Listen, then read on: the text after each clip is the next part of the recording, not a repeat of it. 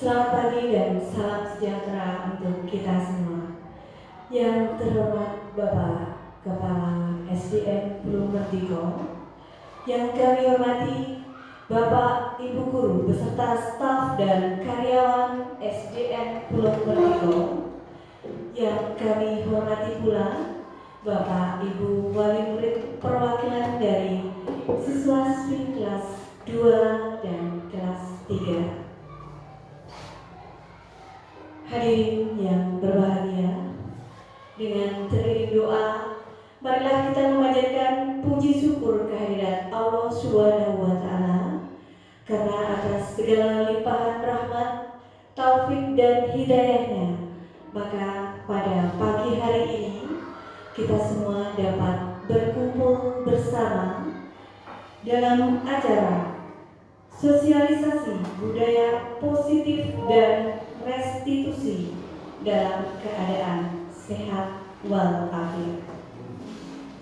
Salawat serta salam marilah kita haturkan pada Nabi besar Muhammad SAW yang telah membimbing kita semua pada jalan kebenaran.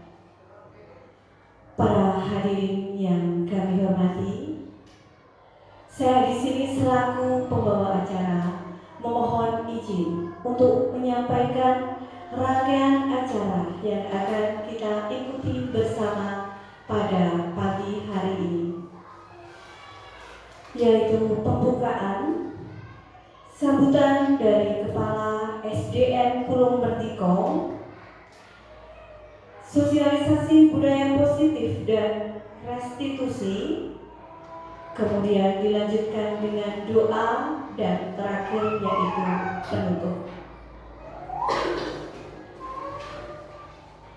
Mengawali acara pada pagi hari ini, marilah kita buka bersama dengan bacaan basmalah. Bismillahirrahmanirrahim. Semoga dengan bacaan basmalah tadi, semua acara pada pagi hari ini dapat berjalan dengan lancar. Acara selanjutnya yaitu sambutan dari Kepala SDN Pulau Mertiko kepada Bapak Jarwati, kami persilakan.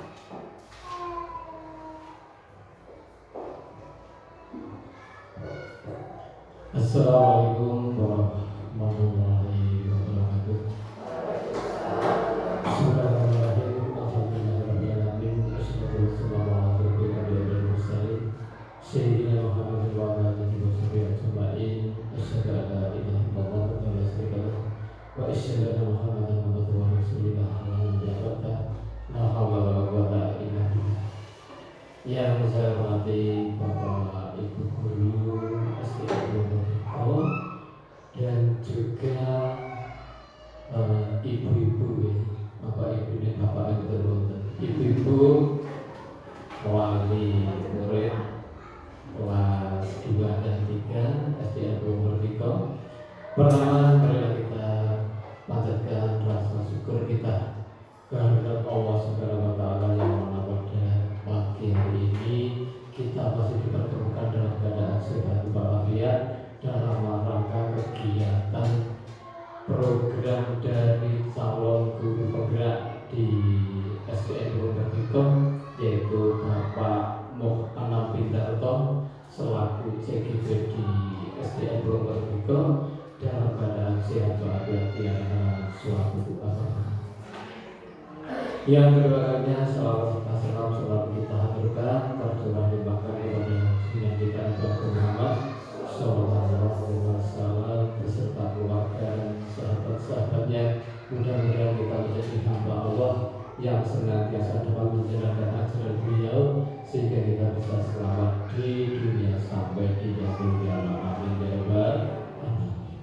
Bapak Ibu yang saya hormati, pertama saya ucapkan selamat datang kepada ibu-ibu semuanya yang hari ini telah berkenan hadir untuk mengikuti kegiatan sosialisasi tentang budaya positif dan restitusi yang akan disampaikan oleh salah satu calon guru penggerak di SDN Pulau Mertiko, yaitu Bapak Moh Anam Bintarto. Mudah-mudahan kehadiran panjenengan setelah adanya sosialisasi ini bisa menambah wawasan dan bisa berdampak positif khususnya untuk pendidikan di SDN Bulung Merdeka. Untuk selanjutnya Bapak Ibu, ya memang program sekolah ini bertumpu dari hasil rapor pendidikan yang diperoleh oleh SDN Bulung Merdeka. Ini masih perlu ada perbaikan dan dari perbaikan itu telah dirumuskan dalam suatu misi dan misi sekolah.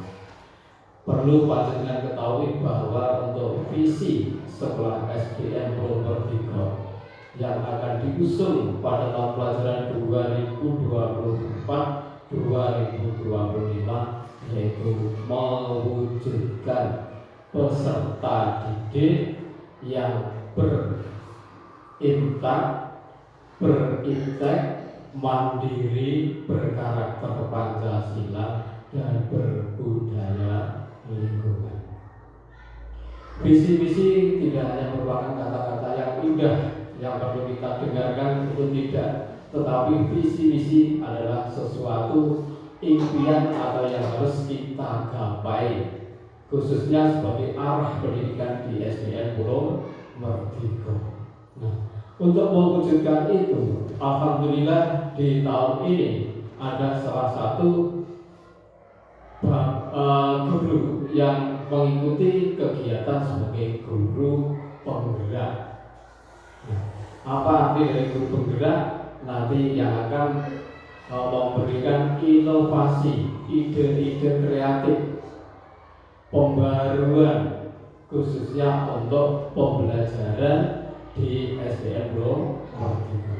Mudah-mudahan dengan adanya guru penggerak di SDN Bulung Merdeka, ini pendidikan di SDN Bulung Merdeka semakin baik sesuai dengan harapan kita bersama.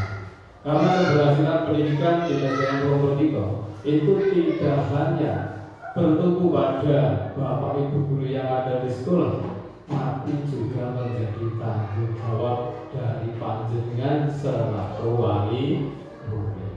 Tanpa dukungan panjenengan, mustahil pendidikan itu bisa dilaksanakan dengan sebaik-baiknya. Mengapa demikian, Bapak Ibu? Karena putra putri panjenengan di sekolah itu hanya berapa jam, dan selebihnya itu ada di rumah. Nah, pendidikan, kolaborasi pendidikan antara di sekolah dan di keluarga ini pun juga sangat penting. Kalau di sekolah ini adalah menjadi tanggung jawab dari Bapak Ibu guru, tapi seandainya putra putri panjenengan sudah ada di rumah, itu adalah menjadi tanggung jawab panjenengan. Di pengelolaan panjenengan selalu mendampingi putra putri waktu dalam alhamdulillah. Nah, nanti untuk jelasnya bagaimana program yang akan disampaikan oleh Bapak Anam Bintarto, nanti monggo kita simak bersama dalam acara sosialisasi pada pagi hari ini. Saya kira sambutan saya tidak panjang lebar, cukup sekian. Ada kurang lebihnya mohon maaf. Akhir kata, dari Bapak Hidayah. Wassalamualaikum warahmatullahi wabarakatuh.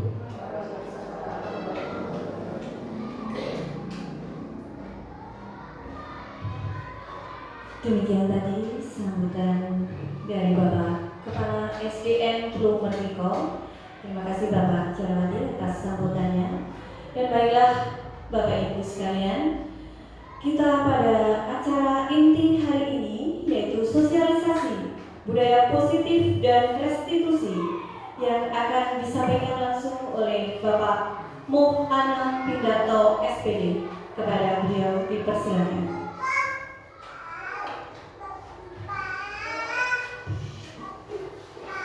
Assalamualaikum warahmatullahi wabarakatuh. Terima kasih saya ucapkan kepada Bapak Kepala Sekolah yang telah memberikan izin kepada saya untuk sosialisasi budaya positif dan segitiga restitusi. Saya ucapkan terima kasih pula kepada Bapak Ibu wali murid yang berkenan hadir pada hari ini. Semoga pertemuan pada pagi ini kita selalu diberi kesehatan, keselamatan, juga berkah yang lancar, sehingga untuk pagi hari ini bisa berjalan dengan lancar.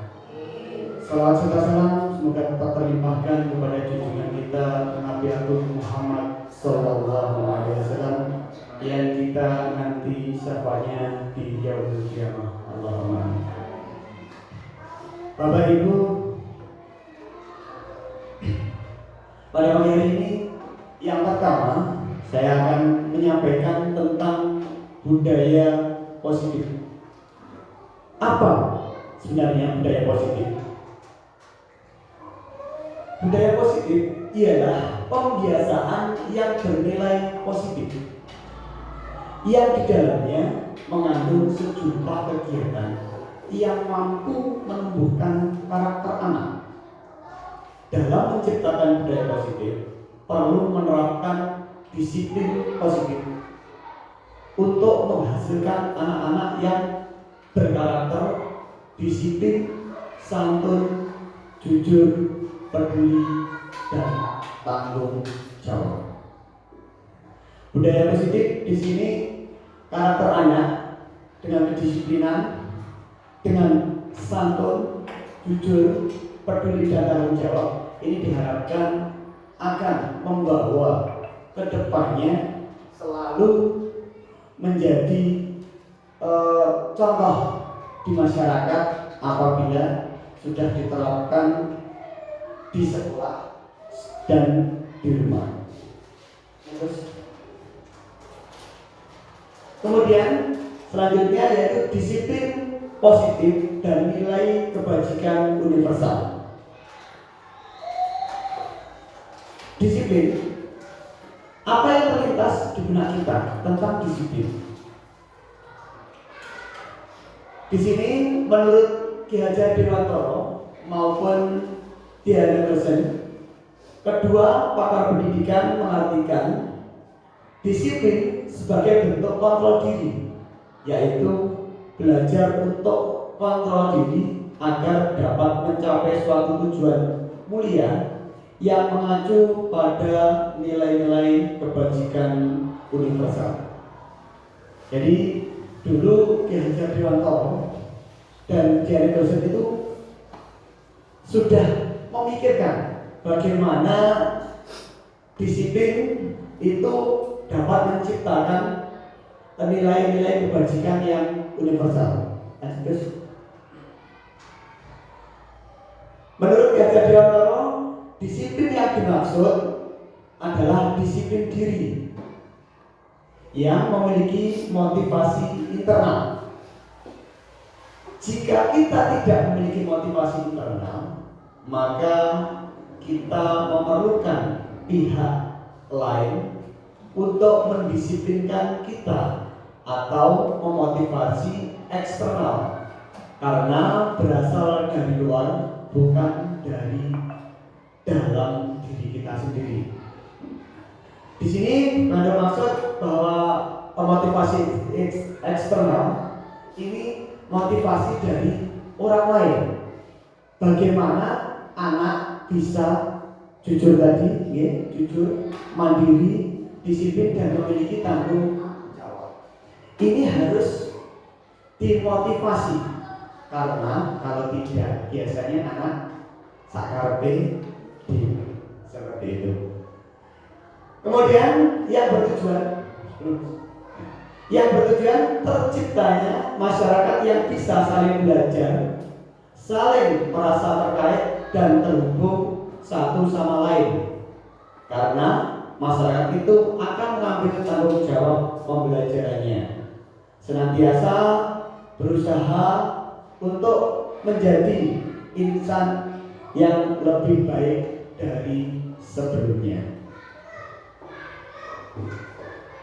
Di sini nilai kebajikan universal, nilai kebajikannya adalah sifat sifat positif manusia yang merupakan tujuan mulia yang ingin dicapai oleh setiap individu yang disepakati bersama, lepas dari suku, bangsa, agama, bahasa maupun latar belakang. Di sini tujuan mulia tersebut tidak memandang dari suku manapun, tidak memandang agamanya apa, dan tidak memandang latar belakangnya apa. Jadi di sini kita menciptakan nilai-nilai positif manusia yang bertujuan untuk mulia. Di bawahnya misalnya dimensi profil pelajar Pancasila. Adapun nilainya adalah yang pertama, beriman, bertakwa kepada Tuhan yang Maha Esa dan berakhlak mulia. Beriman, bertakwa untuk di ini diadakannya yang pertama yaitu dunia. Yang kedua diadakannya sholat duha bersama-sama, nanti bergantian. Kemudian juga ada sholat duhur. Yang selanjutnya mandiri. Yang ketiga bernalar kritis. Yang keempat berkebinekaan global. Kelima gotong royong dan kreatif. Berasal di sini untuk bergotong royong ini anak kita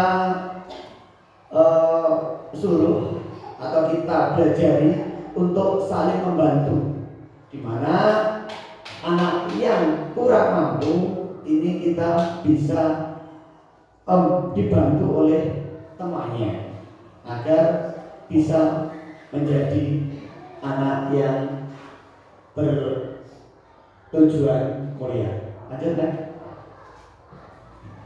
Kemudian nilai-nilai kebajikan dari organisasi. Yang pertama dari IPU, Primary Yes Program, atau disingkat dengan PYP. Sikap murid yang pertama yaitu sikapnya mempunyai toleransi, kemudian mempunyai rasa hormat, integrasi, mandiri, menghargai, antusias, empati, kemudian keingintahuan. Jadi di sini biasanya anak kecil, apalagi setara di SD kita, anak itu kalau melihat hal yang baru, dia pasti ingin tahu bagaimana kok bisa seperti itu. Biasanya begitu.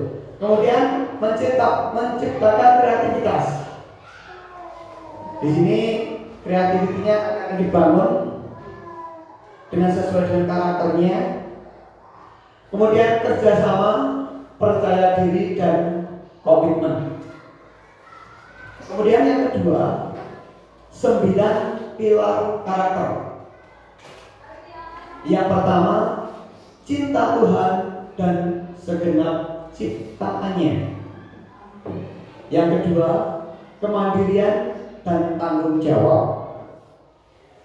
Yang ketiga, jujur, amanah, diplomatis, hormat dan santun, dermawan, suka menolong, dan gotong royong. Kemudian percaya diri, kreatif, dan bekerja keras, berkepemimpinan dan keadilan, baik dan rendah hati. Kemudian yang terakhir yaitu toleransi, kedamaian, dan kesatuan. Kemudian yang ketiga yaitu keterampilan hidup.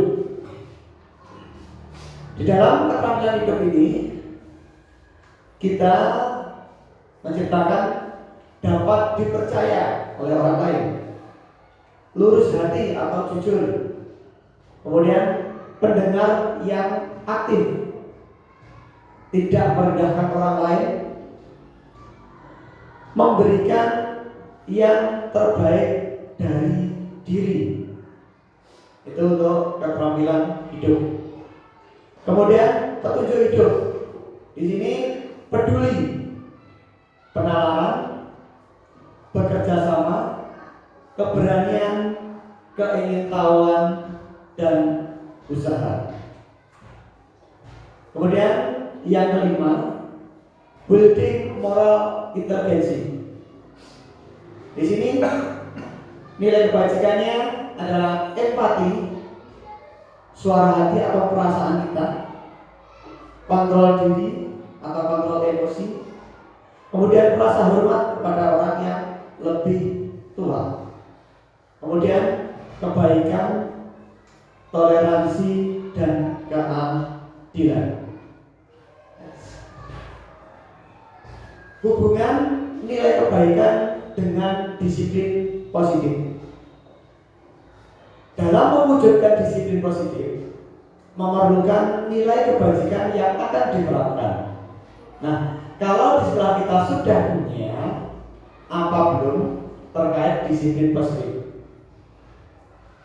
Disiplin positif akan terwujud dengan adanya keyakinan atau kesepakatan sekolah atau kelas dengan menggunakan kalimat positif. Contoh keyakinan sekolah. Jadi sebelum di kelas atau sekolah sebenarnya sudah ada keyakinan sekolah dengan menggunakan kalimat positif. Yang pertama, datang tepat waktu. Itu untuk kalimat positifnya. Kalau kalimat negatifnya, jangan datang terlambat. Jadi kalimat negatif ini kita ubah menjadi kalimat yang positif atau disiplin positif. Yang kedua, memberi salam kepada guru dan teman. Kemudian ada saling menghormati dan menghargai. Buanglah sampah pada tempatnya. Kemudian hidup rukun, berdoa sebelum dan sesudah belajar. Berani tampil dan percaya diri. Bermain saat istirahat. Itu nilai hubungannya kebajikan dengan disiplin positif. Kemudian lanjut dengan teori motivasi, hukuman, dan penghargaan restitusi. Di sini teori motivasi perilaku. Maksudnya, ketika orang melakukan suatu hal mempunyai motivasi untuk melakukannya. Ada 3 motivasi perilaku manusia. Yang pertama yaitu untuk menghindari ketidaknyamanan atau hukuman. Yang kedua, untuk mendapatkan imbalan atau penghargaan dari orang lain. Kemudian yang ketiga, untuk menjadi orang yang mereka inginkan dan menghargai diri sendiri dengan nilai-nilai yang mereka percaya. Hukuman dan konsekuensi. Dalam menjalankan suatu peraturan atau tata tertib, tentunya ada hukuman atau konsekuensinya. Jika berbuat salah, tentunya akan mendapatkan hukuman atau konsekuensi. Misalnya ketika datang terlambat ke sekolah, dihukum meniru menulis 1 halaman, dan peraturan tersebut lebih sering dibuat oleh orang yang dewasa. Namun hukuman atau konsekuensi tersebut kurang efisien untuk menanamkan disiplin anak. Karena di sini apabila anak bersalah ini langsung dulu. Kini untuk menanamkan disiplin positif atau budaya positif lebih diarahkan kepada keyakinan sekolah atau kelas yang dibuat guru dan anak, bahkan warga sekolah yang lain. Nah, jika melanggar keyakinan sekolah atau kelas, dapat dilakukan restitusi anak yang melanggar. Apa sebenarnya restitusi itu? Mungkin ada yang sudah tahu apa itu restitusi? Belum ya? Nah, mari kita bahas bersama. Restitusi 5 posisi kontrol. Berdasarkan teori dari William Gesser dan Dawson, berkesimpulan ada 5 posisi kontrol yang diterapkan seseorang guru, orang tua, maupun atasan dalam melakukan kontrol. Kelima posisi kontrol itu adalah yang pertama, hukuman. Yang kedua, pembuat rasa bersalah. Ketiga, sebagai teman. Yang keempat, pemantau. Dan yang kelima, manajer. Penghukum. Di sini seorang penghukum bisa menggunakan hukuman fisik maupun verbal. Orang yang menjalankan posisi penghukum senantiasa mengatakan bahwa sekolah memerlukan sistem atau alat yang dapat lebih menekan murid-murid lebih dalam lagi.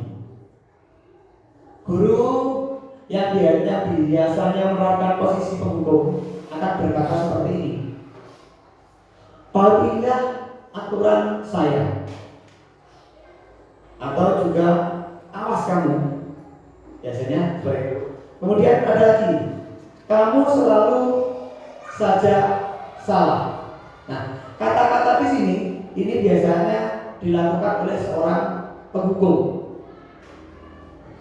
Kemudian selalu atau pasti, yang terakhir selesai.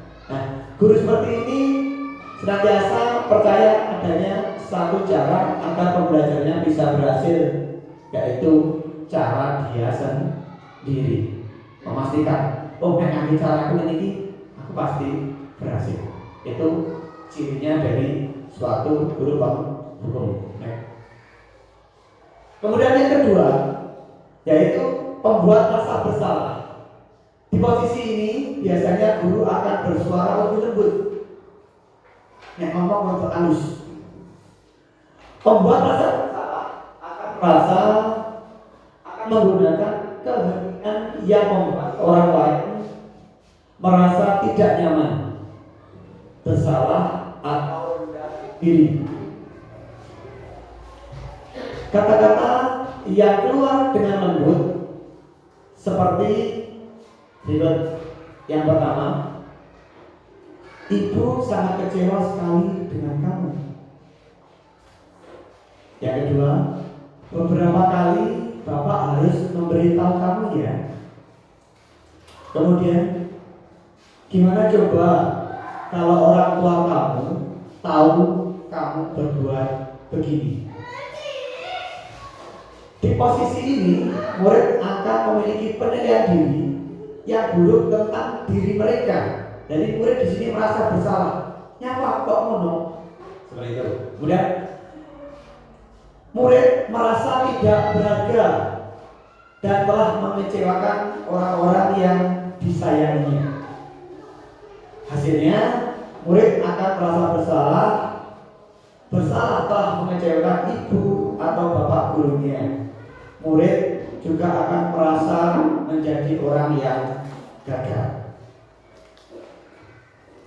Kemudian yang ketiga, yaitu posisi sebagai teman. Guru di posisi sebagai teman ini tidak akan menyakiti murid. namun akan tetap berupaya mengontrol murid melalui persuasi. Posisi teman pada guru bisa negatif ataupun positif. Positif di sini berupa hubungan baik yang terjalin antara guru dan murid. Guru di posisi teman menggunakan hubungan baik dan humor untuk mempengaruhi seseorang. Biasanya berkata demikian, ayo bantulah demi Bapak ya. Ayo ingat kita bantuan. Ayo ingat tidak bantuan Bapak selama ini. Kemudian selanjutnya ada lagi, ya sudah kali ini tidak ada apa-apa, namun Ibu bantu bereskan. Hal negatif dari posisi teman adalah bila suatu saat guru tersebut tidak membantu, maka murid akan kecewa dan berkata, saya pikir Bapak teman saya. Murid merasa dikecewakan untuk sebagai teman kalau Bapak ibunya tidak membantu. Next. Selanjutnya yaitu di posisi pemantau. Pemantau itu berarti mengawasi. Pada saat kita mengawasi, kita bertanggung jawab atas perilaku orang yang kita awasi. Di sini posisi pemantau berdasarkan pada peraturan-peraturan dan konsekuensi. Dengan menggunakan sanksi atau konsekuensi, kita dapat memisahkan hubungan pribadi dengan murid. Sebagai seorang yang menjalankan posisi pemantau, pertanyaannya yang diajukan seorang pemantau seperti ini. Peraturannya apa ya? Kemudian, apa yang telah kamu lakukan? Sanksi atau konsekuensinya apa ya? Nah, di sini seorang pemantau sangat mengandalkan perhitungan.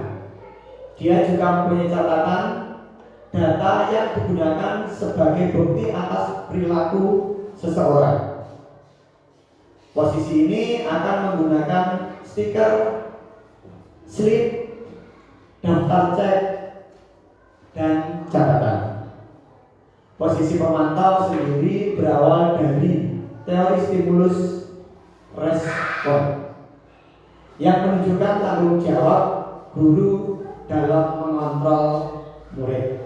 Jadi setiap pengontrolan ini harus ada tanda buktinya. Lanjut. Yang terakhir yaitu posisi manajer. Posisi manajer adalah posisi di mana guru berbuat sesuatu bersama dengan murid. Mempersilahkan murid mempertanggungjawabkan perilakunya, mendukung murid agar dapat menemukan solusi atas permasalahannya sendiri. Seorang manajer dapat mengacu pada restitusi yang dapat menjadikan murid kita seorang manajer bagi dirinya sendiri. Di manajer, murid diajak untuk menganalisis kebutuhan dirinya apa maupun kebutuhan orang lain. Di sini penekanan bukan pada kemampuan membuat konsekuensi, namun dapat berkolaborasi dengan murid bagaimana memperbaiki kesalahan yang ada. Seseorang manajer akan berkata, apa yang kita yakini? Kita kembali ke keyakinan kelas. Apa yang kamu meyakininya? Jika kamu meyakininya, apakah kamu bersedia memperbaikinya? Jika kamu memperbaiki ini, hal ini menunjukkan apa tentang dirimu? Kemudian yang terakhir, apa rencana kamu untuk memperbaiki hal ini? Di sini tugas seorang manajer bukan untuk mengatur perilaku seseorang. Di sini kita membimbing murid untuk dapat mengatur dirinya sendiri. Seorang manajer bukannya memisahkan murid dari kelompoknya, tetapi mengembalikan murid tersebut ke kelompoknya dengan baik dan kuat. Kemudian selanjutnya yaitu restitusi, atau biasa disebut dengan segitiga restitusi. Restitusi adalah proses menciptakan kondisi bagi murid untuk memperbaiki kesalahan mereka, sehingga mereka bisa kembali pada kelompok mereka dengan karakter yang lebih kuat. Itu menurut dosen tahun 2004. Restitusi juga merupakan proses kolaboratif yang mengajarkan murid untuk mencari solusi untuk masalah mereka dan membantu murid berpikir tentang orang seperti apa yang mereka inginkan dan bagaimana mereka harus memperlakukan orang lain. Ini menurut Jason dosen tahun 96. Nomor berapa tadi? Lanjut ya. Segitiga restitusi. Di sini dalam segitiga restitusi, yang pertama ada yaitu yang pertama menstabilkan identitas. Yang kedua, validasi tindakan yang salah, dan yang ketiga yaitu menanyakan keyakinan.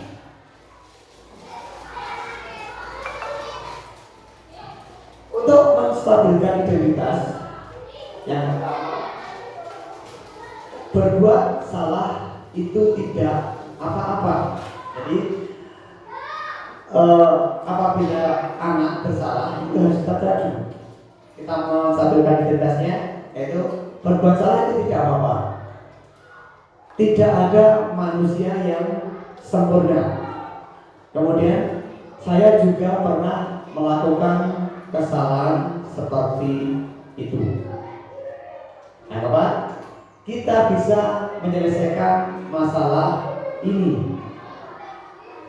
Bapak atau Ibu tidak tertarik mencari siapa yang salah, tapi Bapak ingin mencari solusi dari permasalahan ini. Kemudian, yang selanjutnya, kamu berhak merasa begitu.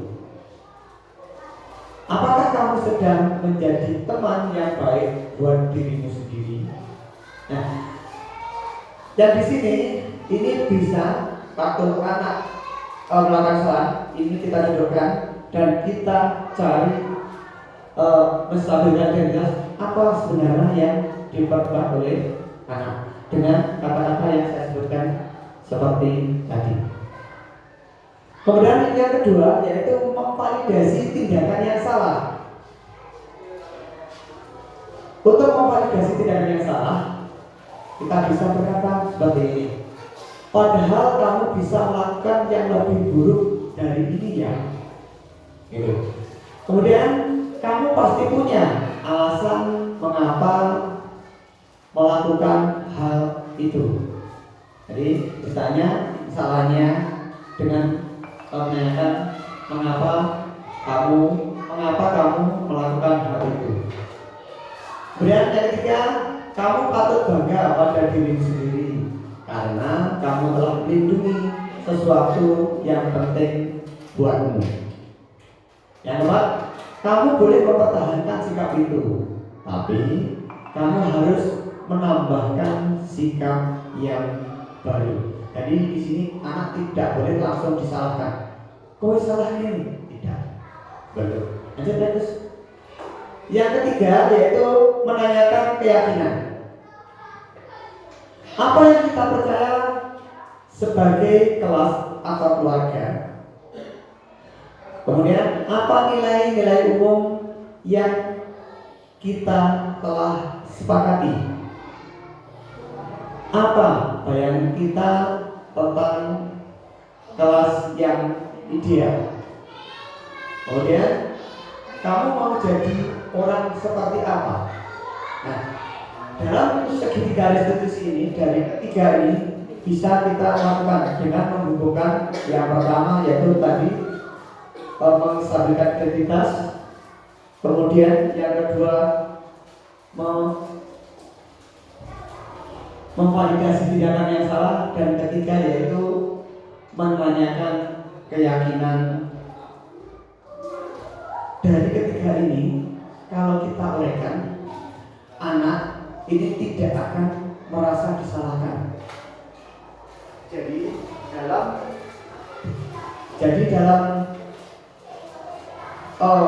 mencari solusi masalah, kita bisa menerapkan segitiga restitusi ini. Jadi baik di sekolah maupun di rumah, kita berusaha untuk mencari solusi yang terbaik dari suatu permasalahan. Dan terakhir, terima kasih untuk Bapak, Ibu Guru, dan wali murid yang telah mendengarkan dan telah meyakini hadirannya untuk asosiasi dan segitiga restitusi ini. Apabila ada kurang dan salah dari saya berkata dalam menyampaikan materi ini, saya minta maaf yang sebesar-besarnya. Akhirnya, Assalamualaikum warahmatullahi wabarakatuh.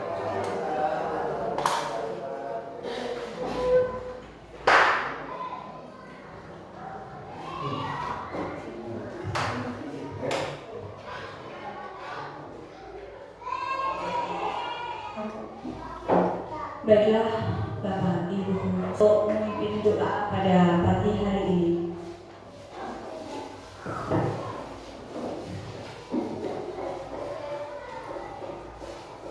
Assalamualaikum warahmatullahi wabarakatuh. Para hadirin sekalian, Al-Fatihah.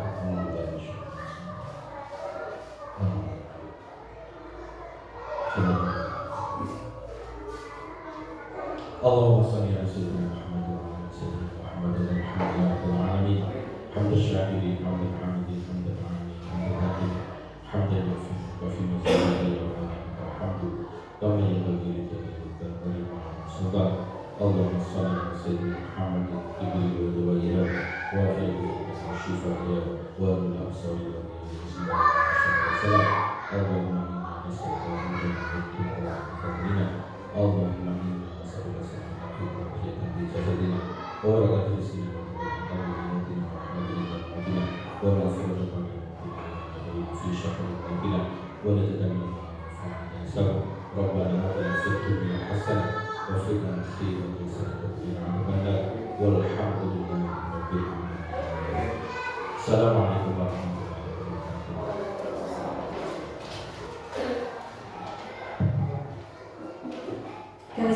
Terima kasih kepada Bapak Anani. Dan baiklah, ditandai dengan doa, maka berakhir sudah rangkaian acara pada pagi hari ini. Saya selaku pembawa acara memohon maaf bila ada salah. Dan marilah acara pada pagi hari ini kita tutup bersama dengan bacaan hamdalah. Alhamdulillah. Amin. Billahi taufiq wal hidayah. Wassalamualaikum warahmatullahi wabarakatuh.